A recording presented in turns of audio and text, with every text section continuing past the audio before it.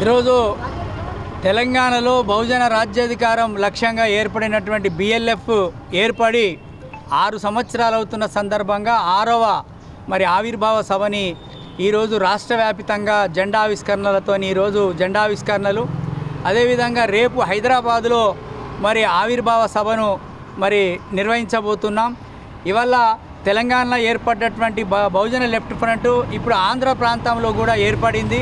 అంటే తెలుగు రాష్ట్రంలో బహుజనులకే రాజ్యాధికారం అనేటువంటి ఏకైక నినాదం మార్క్సిజం, అంబేద్కరిజం యొక్క ఆలోచన విధానమే ఈ దేశంలో బీజేపీ మతోన్మాద, ముఖ్యంగా బ్రాహ్మణ ఆధిపత్య రాజకీయాల్ని ఓడించగలదని చెప్పేసి ఇవాళ బిఎల్ఎఫ్ భావిస్తూ ఉంది. ఇవాళ బీజేపీ యొక్క ఆధిపత్య రాజకీయాల్ని ఓడించగలిగిన శక్తి సామర్థ్యము ఒక సైద్ధాంతిక, ఒక సైన్స్ పరమైనటువంటి విధానము కేవలము అంబేద్కరిజం, మార్క్సిజానికి మాత్రమే ఉంది.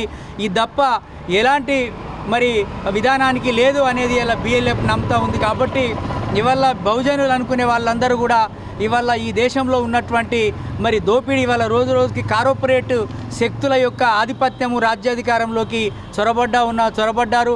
ఇవాళ పార్లమెంటుని కానీ ఇవాళ చూసినాం మనం బీజేపీ ఎట్లా ఈ దేశాన్ని మొత్తం మతాంతీకరణ చెందిస్తుందో. కాబట్టి ఈ మత ఉన్మాదానికి వ్యతిరేకంగా బహుజనుల ప్రయోజనానికి నష్టంగా ఇవాళ చూసాం మనం నిన్న రామాలయ ప్రారంభానికి భారత ప్రథమ పౌరురాలైనటువంటి రాష్ట్రపతిని ఆహ్వానించకపోవడం. ఇవాళ మనం చూసినాం ఇక్కడ ఉన్నటువంటి కొన్ని రాష్ట్రాలకు సంబంధించిన కొంతమంది సామాజిక ఉద్యమకారులను కూడా అక్కడికి ఆహ్వానించలేదు.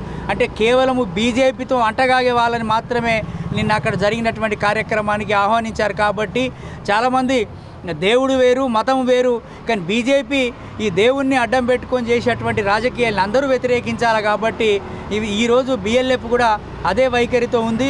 కాబట్టి ప్రజలందరూ కూడా బీజేపీ యొక్క రాజకీయ విధానాన్ని వ్యతిరేకిస్తూ రాబోయే ఎన్నికల్లో బీజేపీ యొక్క ఓటమికి భారతీయులందరూ కృషి చేయాలని చెప్పేసి ఈ సందర్భంగా విజ్ఞప్తి చేస్తూ ఉన్నాం.